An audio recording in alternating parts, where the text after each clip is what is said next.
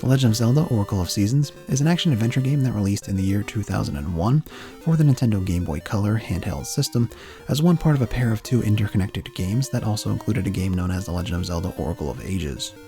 The games featured some really cool technology that allowed you to carry over your adventure from one game to the next after completion that changed how the story was experienced and added a good deal of replay value to each. It was a really ingenious idea that, at the time, could have only been pulled off on a handheld like the Game Boy Color, and served to drastically differentiate this entry from other entries in the Legend of Zelda franchise. However, unlike the majority of other Legend of Zelda games, Oracle of Seasons and Ages were not developed internally at Nintendo. They were instead spearheaded by a team at Capcom known as Flagship, who have worked on a number of big franchises over the years, including the Resident Evil series and the Kirby series. Sadly, Flagship no longer exists as a standalone studio, but its employees were all absorbed into Capcom in 2007, so it's safe to say that many of them are still working on Capcom games to this day. There are of course exceptions though. The director and one of the main factors in Oracle of Seasons and Ages creation, Okamoto Yoshiki, left Capcom shortly after the pair of games released. Even though Oracle of Seasons and Ages released extremely late into the Game Boy Color's life cycle, only coming out a single month before the Game Boy Advance released, they still became a critical and financial success for Capcom and Nintendo, garnering many glowing reviews from gaming publications and selling nearly 4 million copies worldwide. Now, like the title says, this is going to be a review focused solely on The Legend of Zelda Oracle of Seasons. That means I won't be covering anything from Oracle of Ages, including how the two games interact with one another, and we'll be looking at how Oracle of Seasons holds up as a standalone experience. Just thought I should get that out of the way before we dive in here. But without further ado, let's get into the review of The Legend of Zelda Oracle of Seasons.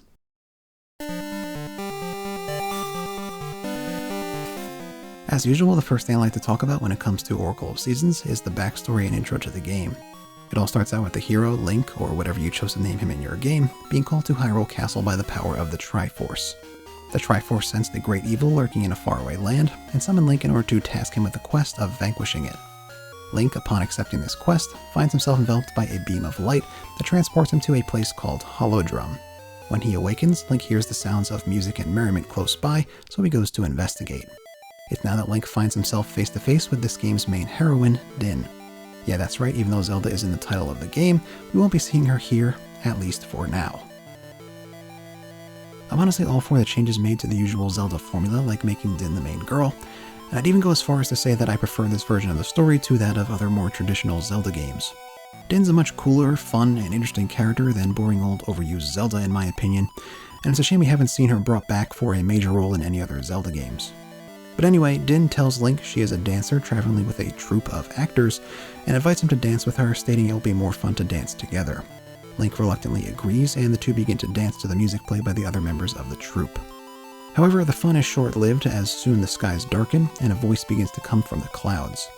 This voice belongs to a man named Onox, or Onox, and he claims to be the General of Darkness. Can't get any edgier than that, am I right? Onox says that Din is no ordinary dancer, and has been concealing her true identity as the Oracle of Seasons to try to hide from him. He then summons a tornado that pulls Din away as she yells for Link's help. He then seals her in a crystal and sinks the temple known as the Temple of Seasons into the earth. With all this done, Holodrum's seasons are sent out of whack, and the land begins to wither. Link then meets up with Impa, royal nurse to Princess Zelda that was given the job of escorting the Oracle of Seasons to Hyrule Castle. She tells Link it's up to him to save Din, and sends him south to Horon Village, where the Great Maku Tree, not to be confused with the Great Deku Tree, rests. Link hears that he needs a sword before he's able to speak with the Maku Tree for some reason, so he goes to the conveniently close by Hero's Cave and retrieves one. The Maku Tree tells Link that he needs to collect 8 essences of nature from 8 different dungeons around Holodrum in order to reach Onox's castle, so the hero sets out to do just that. This is where the prologue of sorts ends and the real meat of the game begins. Honestly, thinking back on it now, Oracle of Seasons has one of the more robust stories among those in the Zelda franchise. This was most likely due to Flagship's approach to the development of the game. Unlike Miyamoto, who likes to design a game's core gameplay before adding a story, Flagship began with the scenario and then built the gameplay around that. I personally like both approaches pretty much equally, but I think this particular method of development was the right choice for Oracle of Seasons, as the rather unique gameplay mechanics seen throughout the game wouldn't have worked if they weren't built around a strong story as a base.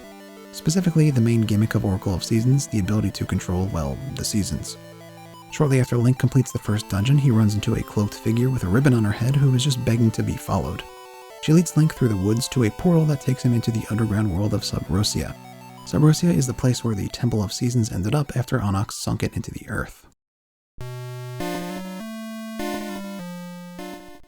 As you might expect for a country found underground, it's a hot volcanic land filled with lava. The people who live there are known as Subrosians, and they value things like ore chunks and lava over rupees. Link will visit Subrosia a number of times throughout his journey, but this time his goal is to make his way to the Temple of Seasons and acquire the Rod of Seasons. Now the Rod of Seasons is just a normal stick without the blessings of spirits of each season, so Link has to visit each one as he gains new abilities, but to start off he just has the power to change the season to winter. He can do this by hopping onto one of the many stumps found throughout Holodrum and waving the Rod of Seasons. Changing the seasons changes the landscape of each area and lets Link get to things and places that were once out of his reach. In my opinion, this ability to manipulate the seasons was one of the best and most interesting parts of the game. It allows for such great puzzles that often require a lot of critical thinking to solve.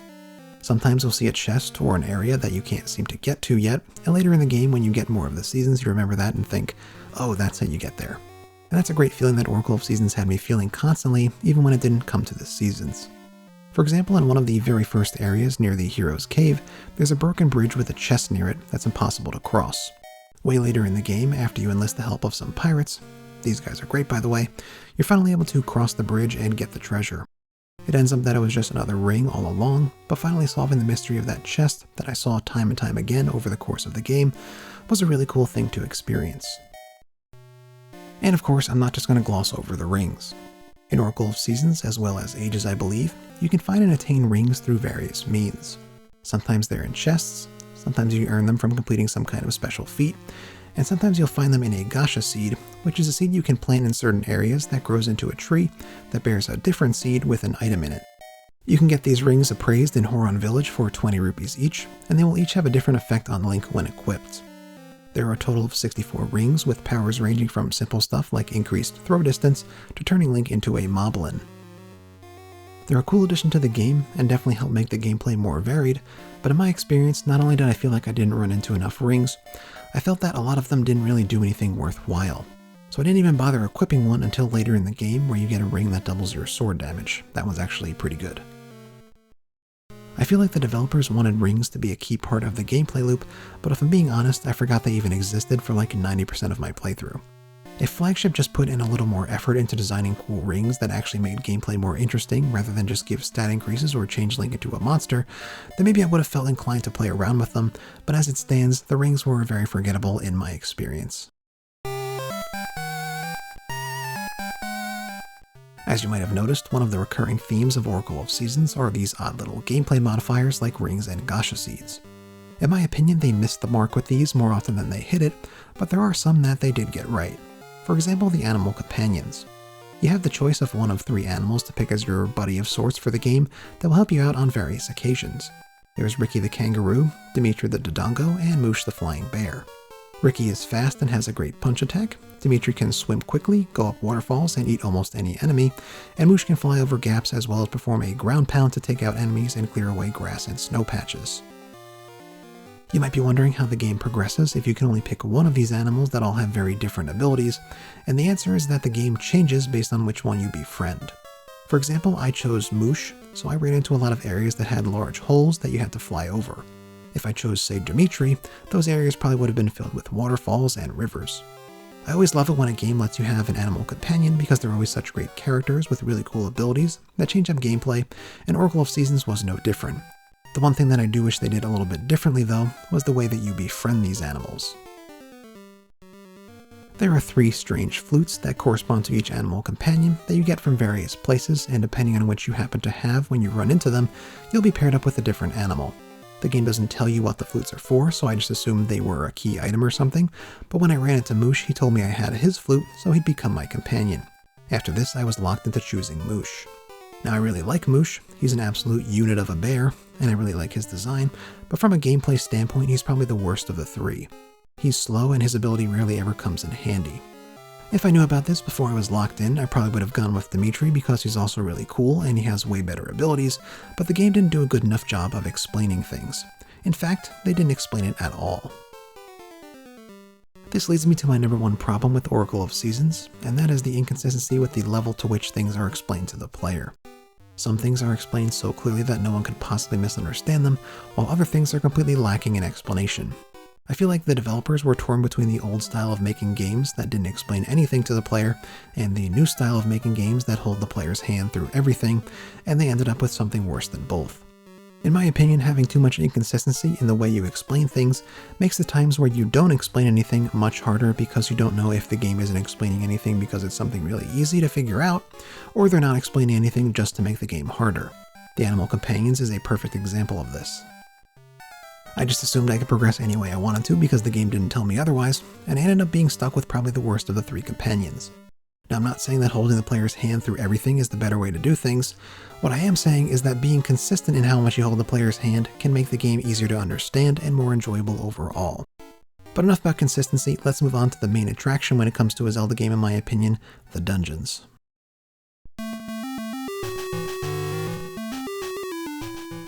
Like I said before, there are a total of 8 dungeons that can be found throughout Holodrum and Sub Rosia. Each dungeon has its own theme, like ice, fire, or ancient ruins, and they all have their own unique form of progression. If you've ever played a Zelda game before, you probably have a good idea of how this works, but in case there's anyone out there who hasn't, I'll explain the general idea here. The goal of each dungeon is to find the boss key and use it to unlock the room that leads to the boss. In order to find this key, the player will have to move from room to room, solving various puzzles, defeating hordes of enemies, and finding items like small keys, maps, and compasses that will help you progress further. Each dungeon also has a new equipable item that will help you solve previously unsolvable puzzles. These items range from a feather that lets you jump to a remote-controlled boomerang. I'm sure you've noticed it by now, but Link can have a total of 2 items equipped at once, one on A and one on B. This includes the sword and shield, so there are times where you won't have those equipped, unlike many other Zelda games. But the most common loadout, if you will, is probably your sword and the main item you need in that dungeon or area. At least that's how it was for me. I always like to have my sword handy just in case a monster pops up out of nowhere. The game was intended for the Game Boy Color, so it makes sense that the control scheme would be rather simplistic. I mean, the thing didn't even have shoulder buttons. Having simplistic controls makes gameplay easy to understand, but with the large amount of items in the game that you will need to use on the regular, you're going to be pausing and switching your loadout very often. This was not necessarily a bad thing because it was quite fast to switch items, but it can be a bit tedious at times where you need to constantly be switching items. But getting back to the dungeons, each one has a mini-boss and a main boss that you must defeat in order to clear the dungeon.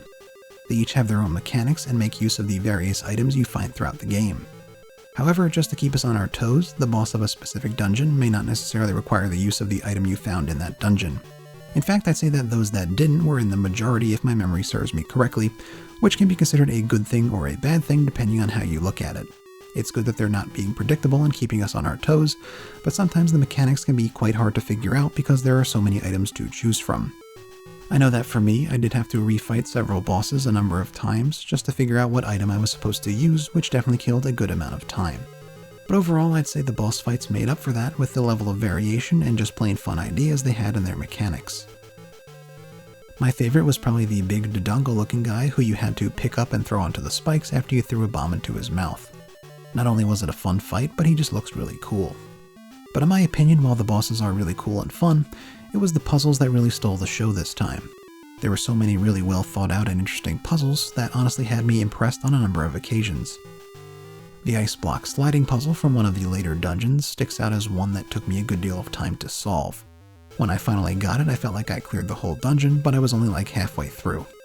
And Oracle of Seasons had me thinking this way on a number of occasions. According to my research, Seasons was supposed to be a more combat-heavy game, while Ages was more puzzle-focused, so I'm honestly really curious how good the puzzles are in that one if Seasons was considered the weaker of the two. In terms of what else dungeons get right, there are several side-scroller sections that serve to break up the action a little bit and bring some more variation to the table, which is always welcomed in my book.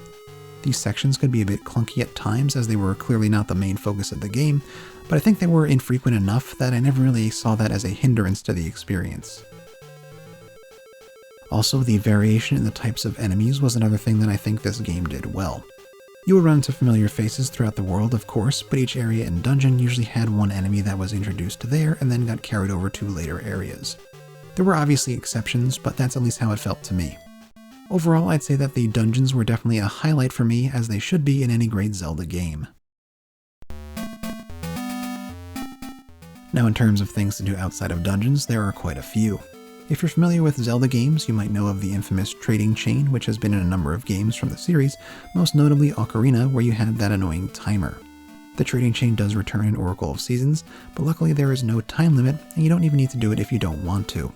I personally really enjoyed this game's version of the trading chain, so I chose to complete the whole thing this time around as well. The thing I like the most about the trading chain are the characters you get to meet along the way. They're all so unique and fun, and they always made me want to know more about them. The trading chain is also a good example of what I was talking about earlier with how Oracle of Seasons shows you certain things that stick in your mind until you have that moment of, oh, that's how that works later in the game. The best example of this is the old man right outside Horon Village with his cat stuck in a tree. He tells you he needs a fish to get him down, but you have no way of getting a fish until much later in the game. But when you do finally get it, you instantly know what to do with it. Like I said, it's always a really fun thing to experience. Once you complete the trading chain, you are given a hint that leads you to an upgraded version of your sword, so it's definitely worth the time. But other than the trading chain, we can do things like collect pieces of heart to increase our max health like in most Zelda games. There's only 12 if I remember correctly, which isn't a ton, but I don't consider that a bad thing. Having too many pieces of heart to collect makes it feel like a chore to do, especially because they're basically mandatory. But in Oracle of Seasons, I think they had a good balance. Obviously, I'm not going to go through everything you can do in the game because that would just take too much time, but suffice it to say there's a lot of fun stuff to do in the overworld, mostly focused around exploration.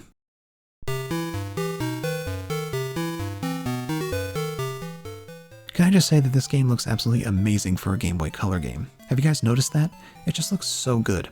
In my opinion, Oracle of Seasons is probably one of, if not the best looking Game Boy Color game. The changing colors and themes of the various seasons specifically were extremely striking, and I was honestly surprised at how much they were able to differentiate each season from the next. There's snow on the ground in winter, spring brings vivid colors and lots of flowers, summer makes the water dry up and vines grow, and fall turns the leaves red and scatters them about. They were all an absolute treat to look at. The buildings, towns, dungeons, mountains, swamps, rivers, underground, so on and so forth, all were very varied in terms of design as well, and as I always say, that makes them very memorable. As far as character design goes, that was probably the game's weakest area when it comes to design, but like I said earlier, the characters were all still a ton of fun. The only real problem I had was that each character typically had only one or two main colors to their palette. Of course, there are exceptions, and these types of sprites were to be expected on the Game Boy, but when seen in comparison to the excellent backgrounds, I can't help but think that the characters were lacking just a bit. But overall, the game was absolutely gorgeous and a true technological feat.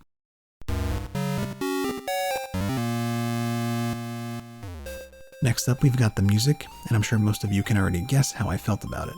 That's right, I loved it. The composition here was done by neither Nintendo nor Capcom, but instead by a music production company known as Pure Sound. The composers were Adachi Minako and Sada Kyohiro. And I've got to say, for an external group, they did an excellent job of capturing the spirit of a Zelda game soundtrack. Not only did they nail the remixes of older Zelda songs, but they also knocked the original composition out of the park as well. I'd even go as far as to say that I like the original songs more than the reused ones. My personal favorite was the Pirate Guys theme that's just super jazzy. Every time it came on, I would catch myself jiving to the beat. Here's a little taste.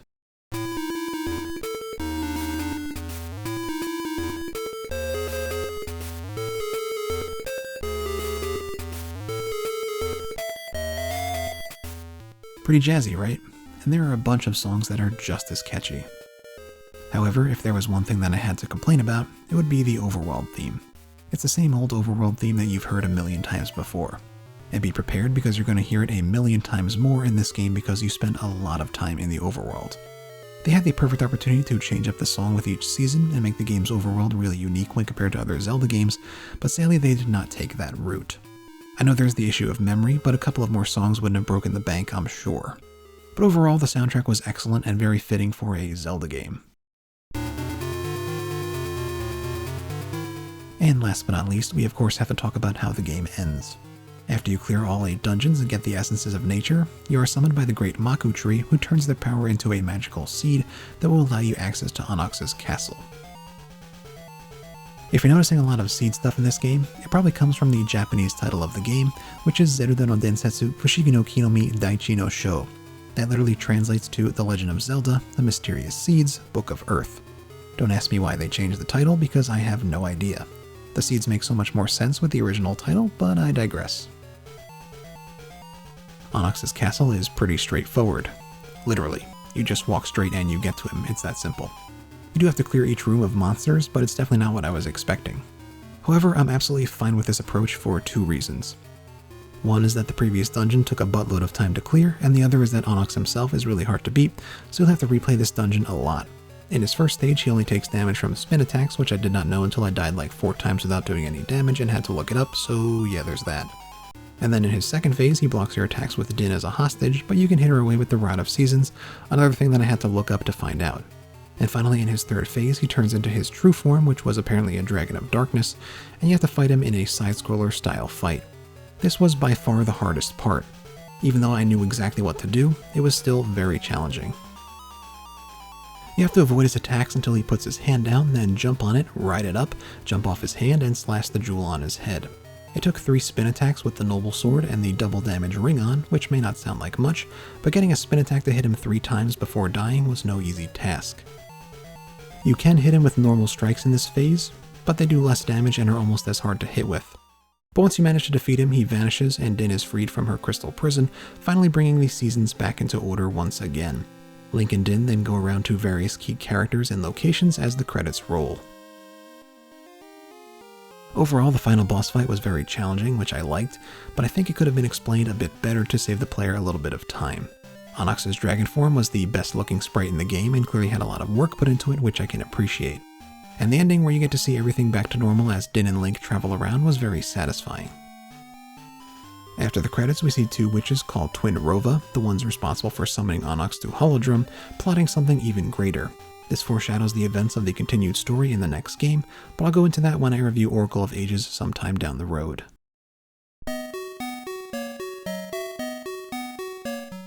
If you couldn't already tell, I really enjoyed my time with The Legend of Zelda Oracle of Seasons. The visuals were absolutely stunning for a Game Boy Color game, the puzzles found throughout the game were always a joy to solve, the music was excellent through and through, the characters were all super fun, and gameplay in general was very fun and super unique.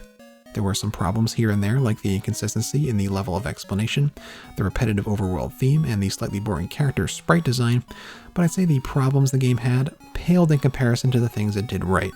I seriously fell in love with this game, which really surprised me. As a kid, I played a number of the isometric Zelda games, but I never really could get into them. But after going back to one after all these years, I see now that I've been sleeping on some really great games, and I'm excited to check out some more. If you're interested in playing Oracle of Seasons, it is currently only available on the Game Boy Color and the 3DS eShop as far as I'm aware. I will also say that it is a rather hefty time investment, taking me about 18 to 20 hours to complete. But in my opinion, it was 100% worth the time. Oh boy, this is going to be a really long review based on the length of this script, so thanks so much for watching all the way to the end of it. It really means a lot. I know it was a long one, but I hope you guys got some enjoyment out of it. I know I had a great time making it, as I always do. If you have some opinions on Oracle of Seasons, I'd love to hear them in the comments below. And if you liked what you saw and heard here today, consider giving the video a like. It's always greatly appreciated and helps me out a ton. And if you want to see more content like this in the future, consider subscribing as well. Thanks again for watching, everybody, and I'll see you in the next one. Ack out. If you didn't get it, I really like Din. Strictly from a character standpoint, of course. Strictly from a character standpoint.